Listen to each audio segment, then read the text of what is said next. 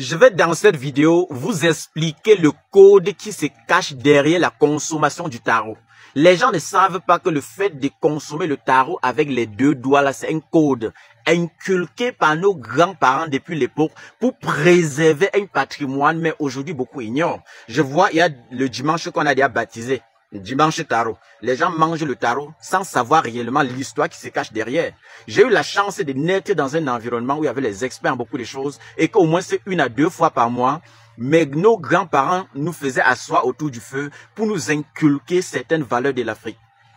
Vous allez me voir en brousse. Certaines personnes vont se poser des questions. Que pourquoi ils laissent les bureaux pour venir en brousse? Lorsque je suis ici, je me sens en alchimie, en connexion avec la nature. Raison, vous regardez, je n'ai pas les chaussures, hein. Vous pouvez le constater là. Vous voyez non? Je n'ai pas les chaussures. Donc je suis dans la forêt comme ça, là, sans porter les chaussures.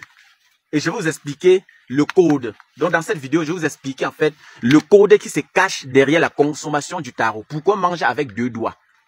J'ai eu cette grâce-là que mes grands-parents m'ont transmis certaines choses. Et aujourd'hui, j'ai fait le tour de plusieurs chefferies. J'ai posé la question au chef que pourquoi on mange le taro avec 2 doigts. Aucun chef n'a répondu jusqu'ici. J'ai fait le tour de plusieurs chefferies. Je suis allé vers certains anciens. J'ai dit que anciens, explique-moi. Pourquoi on mange le taro avec 2 doigts, pas avec toute la, pourquoi avec toute la main? Ils n'ont pas pu répondre. Et c'est à ce moment-là que j'ai dit à ces anciens-là que je vais vous expliquer de façon simple la raison pour laquelle les gens mangent le taro aujourd'hui avec 2 doigts. Je vais vous expliquer dans cette vidéo. Auparavant, lorsque le colon arrivait ici, ils entraient dans les recoins du village. Et dans le village maintenant, ils posaient des questions aux gens. Ils constataient qu'il y avait des sages, il y avait des voyants, il y avait des traitants, il y avait le vampirisme, il y avait tout ça. Mais ils venaient transmettre ça à la population d'une façon barbare. Il disait plutôt à la population que dans ces villas, on a constaté qu'il y a des sorciers. Il y a des gens qui dévorent. Il y a des gens qui sont là seulement pour vous détruire. La population jeune a commencé à migrer pour aller en ville. Eux, maintenant, ils se sont rapprochés de ces sages-là, chercher à leur comater le cerveau. Dans le système de comatage du cerveau, ils voulaient savoir le secret de l'Afrique. Pourquoi l'Africain ne tombait pas malade? Maintenant, comme il y avait certains Africains qui avaient la chair et l'esprit faibles, ils ont commencé à dévoiler certains secrets. Même certains chefs ont commencé à dévoiler certains secrets. Quand ils commencent à dévoiler certains secrets, ils expliquent à ces colons-là que vous voyez la plante là, si vous prenez la plante là, vous utilisez comme ça, vous allez vous soigner, vous n'allez jamais tomber malade. Parce que les blancs étaient étonnés de voir des noirs, ils sont assis là, parfois ils n'ont même pas de sous-vêtements. Les moustiques sont là, les moustiques piquent partout, ils ne tombent jamais, ils n'ont jamais le palu. Ils boivent de l'eau sale, ils ne tombent jamais malades. Ils mangent les trucs avec les mains sales, ils ne tombent jamais malades. Ils étaient étonnés, ils étaient curieux de savoir les écorces que les Africains utilisaient. Quand ils ont cherché à détourner certains sages de l'Afrique, et ces sages l'ont cédé à la tentation, et puis ils ont expliqué, montré les plantes là aux colons. Ce que le colon a fait, c'est quoi?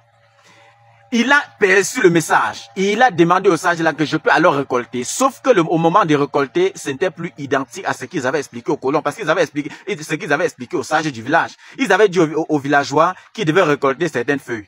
Mais au moment de remplir leur contrat, ils se sont retrouvés en train d'enlever avec les racines. Ils enlevaient les arbres avec les racines. Si vous avez eu l'œil et les oreilles pour écouter, vous allez constater qu'à une période de la vie, les meilleures plantes thérapeutiques de l'Afrique ont commencé à disparaître. Il y a une période, je vais taire le nom, que les meilleures plantes thérapeutiques de l'Afrique commençaient à disparaître comme ça. Et quand vous entrez dans les périphéries, dans les fins fonds du village, dans les recoins du village, vous constatez que les villageois vont vous dire qu'il y a certaines personnes qui sont venues ici là nous donner un peu d'argent pour enlever tous nos plantes et partir avec. C'est entrer dans les recoins du village, vous allez écouter. Et les villageois là le disent jusqu'à aujourd'hui. Quand ils ont commencé à enlever ça jusqu'à la racine, parti avec, les villageois ont constaté qu'ils ne pouvaient plus se soigner si les plantes là venaient à disparaître entièrement. Qu'est-ce qu'ils ont commencé à faire? D'autres ont commencé à se révolter et d'autres se sont ralliés du côté du colon. Donc maintenant, c'est l'Africain qui combattait le colon, qui combattait l'Africain. Le colon maintenant venait juste extirper et l'Africain combattait le colon. Parce que l'Africain combattait l'Africain. Parce qu'un côté, il y avait l'Africain qui disait qu'il était d'accord et l'autre côté, l'Africain qui disait que non, ce qu'on fait là, on est en train de détruire nos valeurs. Quand les Africains ont commencé à entrer en conflit, voilà où le conflit de l'Afrique commence. J'ai dit dans l'une des vidéos qu'aujourd'hui, nous sommes un grand manguier, mais on grandit avec les racines du papaye et on pense qu'on va avoir des meilleurs fruits demain. Si vous ne prenez pas conscience, ne pensez pas que les mangues là qui vont produire seront utiles à la société. Le manguier a ses racines propres à lui et le papaye a ses racines propres à lui. Mais celui qui pense que le manguier peut grandir avec les racines du papaye et produire des mangues demain là, faisons vraiment très attention. C'est ce qui se passe dans la vie d'aujourd'hui. Quand nous on a commencé la guerre entre nous, entre-temps, ils extirpaient toujours les choses. Le côté qui n'était pas d'accord, ils se sont unis pour dire cherchons un code pour se soigner sans attirer l'attention. Voilà d'où vient la naissance d'une soupe thérapeutique. Parce que la sauce jaune était à la base une soupe thérapeutique. Prenons quelqu'un qui a les levures. Tu prends la sauce jaune. La sauce jaune, c'est ça. C'est qu'on mange le taro avec. J'ai amené ceci. Hein. Voilà, ça c'est ce qu'on appelle la sauce jaune. On mange le taro avec. Ça là. Voilà. On mange le taro avec. Ils ont réfléchi que créons une soupe thérapeutique. La soupe thérapeutique là était la sauce jaune. Et dans la sauce jaune, ils ont dit que cherchons les plantes qui soignent plusieurs pathologies. On crée une soupe thérapeutique et on mange sans qu'il ne soit au courant qu'on est en train de se soigner discrètement. Voilà ce qui s'était passé. Là maintenant, les sages qui ne voulaient pas que les colons enlèvent toutes les plantes, elles se sont unis pour créer une soupe thérapeutique qui est la sauce jaune aujourd'hui. Voilà, lorsqu'ils créent la soupe thérapeutique, cette soupe thérapeutique peut faire quoi? Lorsque vous avez les levures, ça va concasser. Si vous avez un problème de ballonnement, ça met ça à terre. Prenons quelqu'un qui a les hémorroïdes pendant des années. Tu bois ça constamment, tu te soignes des hémorroïdes librement sans dépenser. Prenons quelqu'un qui a un problème de tension et que tu consommes ça constamment. La tension va commencer à chuter. Vous allez constater qu'auparavant, même avec 10 femmes, les parents bandaient normalement. C'est parce qu'ils consommaient la sauce jaune. Même pendant le lac, lorsqu'on arrête un chauffeur, on met dans le lac, il vient avec plusieurs femmes. Pour protéger le chef, pour que les personnes ne savent pas si les femmes là vont venir avec les infections, on donne le taro beaucoup au chef. Dans le lac, il consomme le taro avec la sauce jaune pour se prévenir. Il prévient son corps des infections. Il prévient son corps des infections et il bande normalement. Prenez la sauce jaune constamment, vous allez bander normalement. Ça, c'est l'Afrique. Lorsqu'ils ont fait comme ça là, ils ont dit que créons un code autour de ça qui explique entièrement la valeur et la grandeur du taro et de la sauce jaune. Ils ont dit il faut fusiller quoi la maladie. Qu'ils ont créé le code de fusiller toutes les maladies, ça veut dire quoi? Parce que c'était une soupe thérapeutique. Et cette soupe thérapeutique est là pour fusiller la maladie. Fusiller veut dire quoi? Avec 2 doigts, on fusille la maladie. Ils ont créé le code de fusillade de la maladie et on mange aujourd'hui avec 2 doigts. Quand tu manges le taro, là, tu es en train de fusiller la maladie sans savoir. Parce que quand tu prends avec 2 doigts, tu fusilles, tu es en train de tuer. Voilà ça.